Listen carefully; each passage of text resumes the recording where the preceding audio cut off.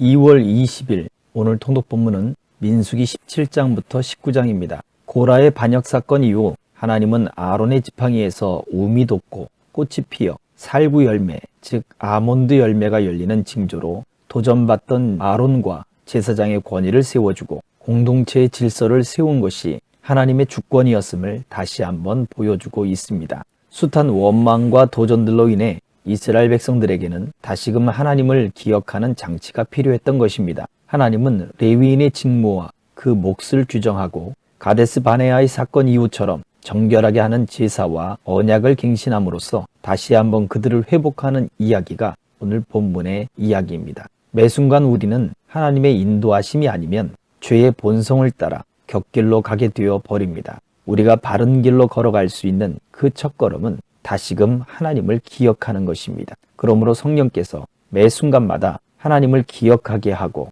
하나님으로 그 방향을 인도하심이 오늘도 가득하기를 주의 이름으로 축복합니다. 민수기 17장.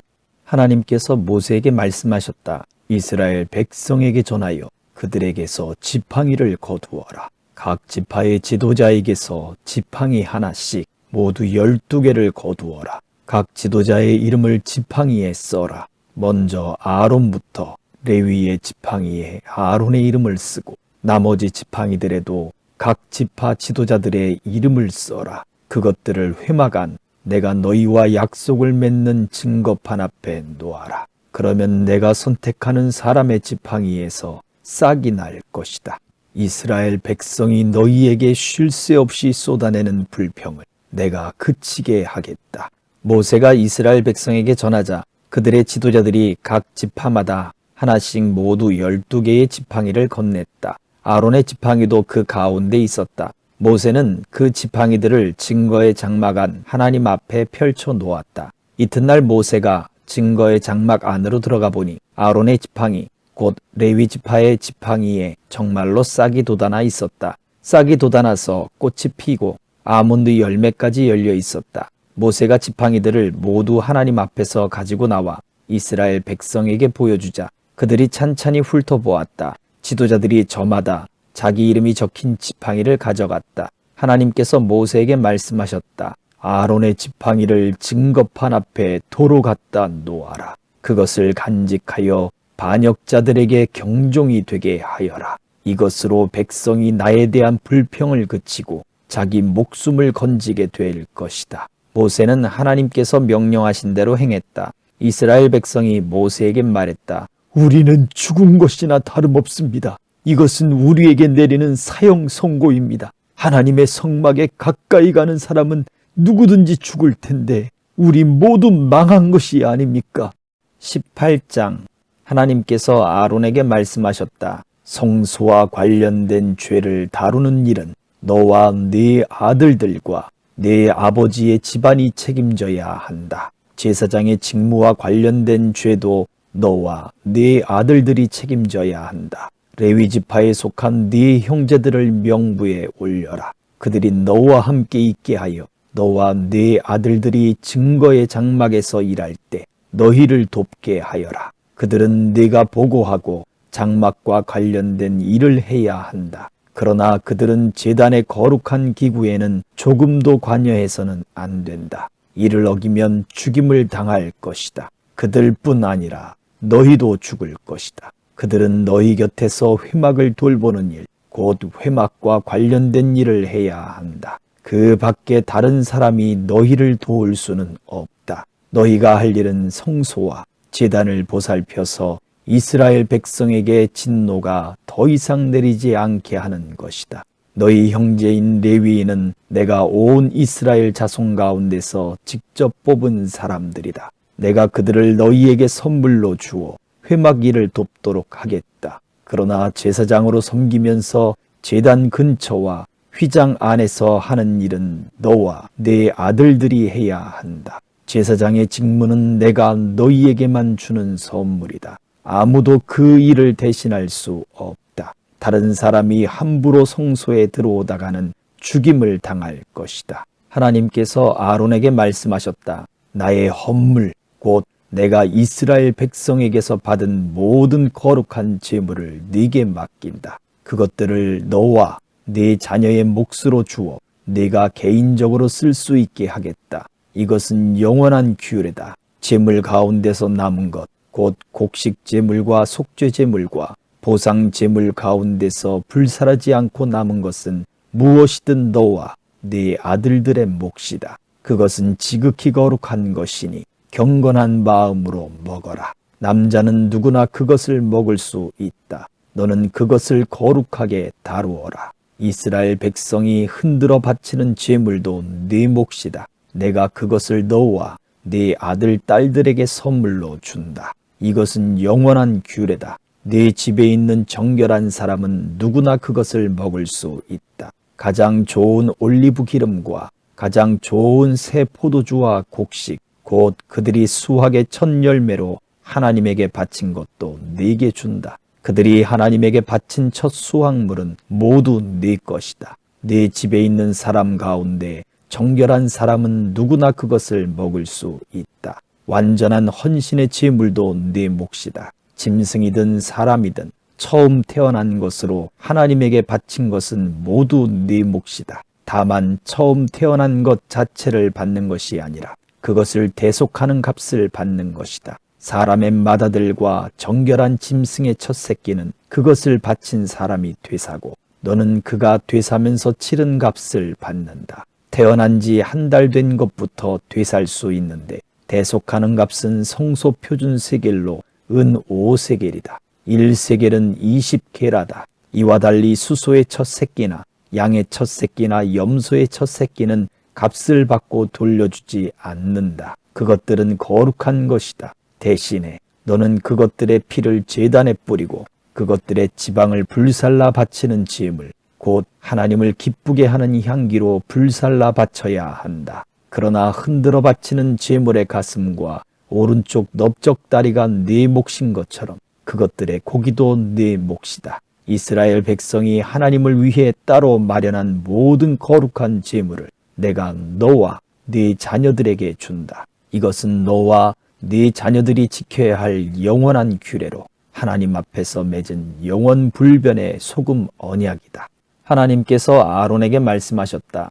너는 땅에서는 받을 유산이 없다. 작은 땅이라도 네 몫은 없다. 네 몫의 땅은 나다. 이스라엘 백성 가운데서 네가 받을 유산은 바로 나밖에 없다. 나는 레위인에게 회막에서 일하는 대가로 이스라엘의 11조 전부를 준다. 이제부터 이스라엘 백성은 회막을 드나들지 못한다. 회막을 드나드는 죄를 지을 경우 벌을 받게 될 것인데 그 벌은 바로 죽음이다.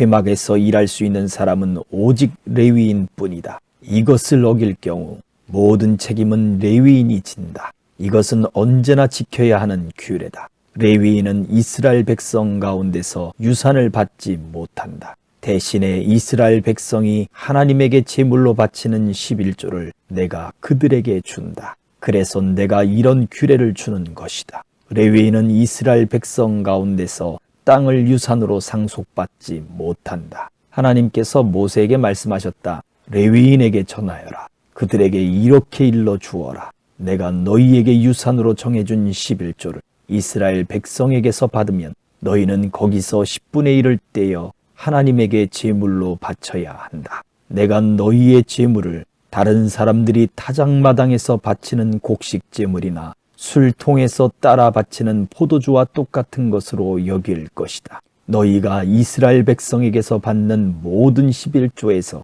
일부를 하나님에게 제물로 바치는 절차는 이러하다. 이 11조 가운데서 하나님의 몫을 떼어 제사장 아론에게 주어라. 너희가 받는 모든 것 가운데서 가장 좋고 지극히 거룩한 것을 하나님의 몫으로 떼어 놓아야 한다. 너는 레위인에게 이렇게 일러 주어라. 너희가 가장 좋은 것을 바치면 남은 것은 내가 다른 사람들이 타작마당에서 바치는 곡식이나 술통에서 따라 바치는 포도주와 똑같은 것으로 여길 것이다. 너희와 너희 집안 사람들은 언제 어디서든 그것을 먹어도 된다. 그것은 회막에서 일하는 대가로 내가 너희에게 주는 몫이다. 너희는 가장 좋은 것을 바침으로써 죄를 면하게 될 것이다. 너희는 이스라엘 백성의 거룩한 제물을 더럽히지 않도록 하여라. 그래야 너희가 죽지 않을 것이다.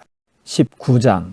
하나님께서 모세와 아론에게 말씀하셨다. 이것은 하나님이 명령하는 규례, 곧 계시로 정한 규례다. 너는 이스라엘 백성에게 말하여 한 번도 멍에를 메어본 적이 없는 정결하고 건강한 붉은 암소를 가져오게 하여라. 그 암소를 제사장 엘르아살에게 주고 그것을 진 밖으로 끌고 가서 그가 보는 앞에서 잡아라. 엘르아살은 손가락에 그 피 얼마를 찍어 회막 쪽으로 7번 뿌려야 한다. 그 후에 엘르아살의 감독 아래 그 암소를 불사르되 가죽과 고기와 피와 똥까지 모두 불살라야 한다. 제사장은 백향목가지 하나와 우슬초 가지 몇 개와 주홍색 실 한 다발을 가져다가 불타는 암소 위에 던져야 한다. 그런 다음 제사장은 자기 옷을 빨고 물로 몸을 깨끗이 씻어야 한다. 그 후에야 그는 진으로 들어올 수 있다. 그는 저녁 때까지 부정하다.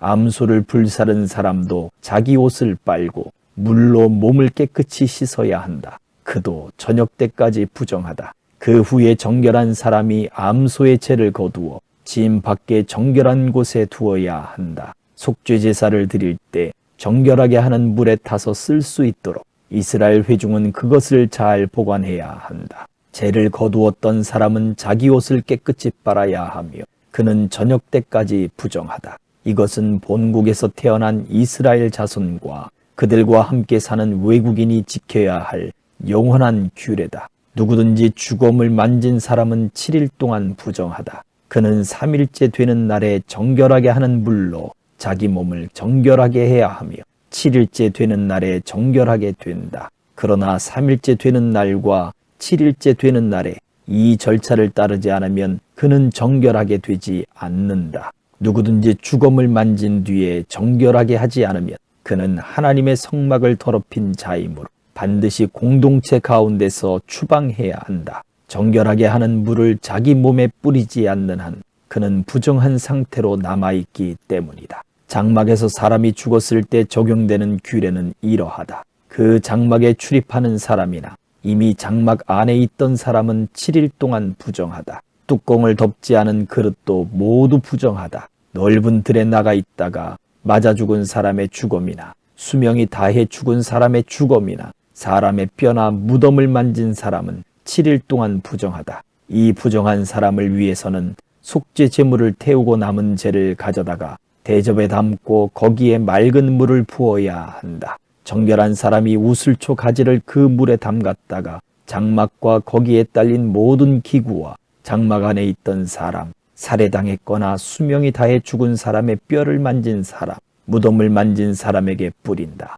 정결한 사람은 3일째 되는 날과 7일째 되는 날에 부정한 사람에게 물을 뿌려야 한다. 그러면 부정한 사람은 7일째 되는 날에 정결하게 된다. 정결하게 된 그 사람은 자기 옷을 깨끗이 빨고 몸을 씻어야 한다. 그는 저녁 때까지 부정하다. 그러나 부정한 사람이 정결 과정을 거치지 않으면 그는 공동체 가운데서 추방되어야 한다. 그가 하나님의 성소를 더럽혔기 때문이다. 그는 정결하게 하는 물을 뿌리지 않았으므로 부정하다. 이것은 위와 같은 경우에 적용해야 할 영원한 규례다. 정결하게 하는 물을 뿌린 사람은 자기 옷을 깨끗이 빨아야 한다. 정결하게 하는 물을 만진 사람도 저녁 때까지 부정하다. 부정한 사람이 만진 것은 무엇이든 부정하며 부정한 사람이 만진 것을 만진 사람도 저녁 때까지 부정하다. 아멘.